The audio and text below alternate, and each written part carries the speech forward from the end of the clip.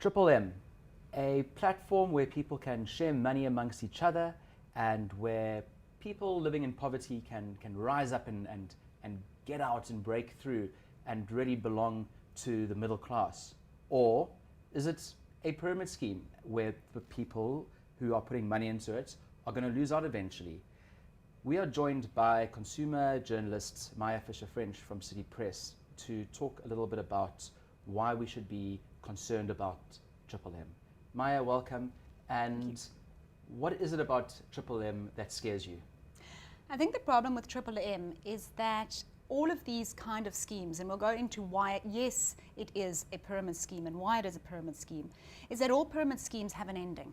And unfortunately, it's often the poorest of the poor who are caught out at the end of that, who've put money in, and suddenly the scheme collapses and they don't get their money back out. So I think that is really concerning to me. Is obviously there are people who've been early adopters, who they're the people on the Facebook, they're the people on Twitch, on social media saying, but it's working, I've made money.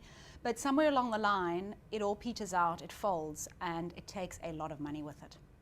It's very interesting seeing the strategy that goes into the social media side of Triple M. People sharing their testimonials of success, of how it's really changed their lives. And here we are saying that people shouldn't be partaking in it, that it's dangerous. How do these things work? Because people are saying, no, it's not a scam, it's working. And stop trying to break something that's really helping poor people. You know, and I think that's the very function of a pyramid scheme, as I said, is a lot around the fact that people initially are making money. And then when it collapses, they blame the media, they blame the regulators, they blame all sorts of people, instead of understanding that by its very nature, it implodes. So let's maybe deal with that exact idea of the pyramid scheme and why the marketing is so important. Because one of the things with Triple M, I follow, there are so many of these out there, but Triple M has been particularly successful. If I think of Defense X or Wealth Hub, or there's quite a few of them out at the moment. But Triple M has been, I think, particularly successful because of that marketing. So going out there and feeding the pyramid. So, you know, if you think of a pyramid structure, it is the top, the only way the top can get money is if you're continuously growing the base. And it is that volume of growth that keeps the money flowing up the pyramid. But eventually you get to a point where that the growth required is exponential and it now outgrows itself. There's just not enough people to come into the system, or people prepared to enter the system, to keep the structure alive, and that's when it collapses. So the more marketing you can get going, the more people you can get involved, the longer the scheme will last. The problem is that the scheme, the longer it lasts, the more money it's taking in and the more South Africans it's affecting.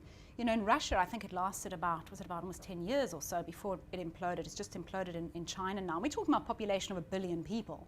And eventually it comes to an end. So I think that's really, you need to understand, yes, Triple M has delivered to people who are early adopters. It's been incredibly clever at its marketing skills, but it will come to an end and there will be tears. What about people who have very little? Surely they've got nothing to lose. Well, they've got a lot to lose. They've got less. They're putting in money that they can ill afford to lose in the first place. And I wouldn't even be surprised if those people that are putting money in have borrowed that money. So they've gone to the micro lenders to borrow this money and then put it in, because remember, they're offering even a higher return than they're paying on the interest in micro lenders, which already to me would be a warning sign. I mean, if the micro lenders are charging you this amount of money to lend you money, who do you think's giving you that kind of interest in this scheme? You've got to realize that there's a disconnect, but possibly a lot of people have already borrowed money to enter into the scheme, and that's going to even compound the problem.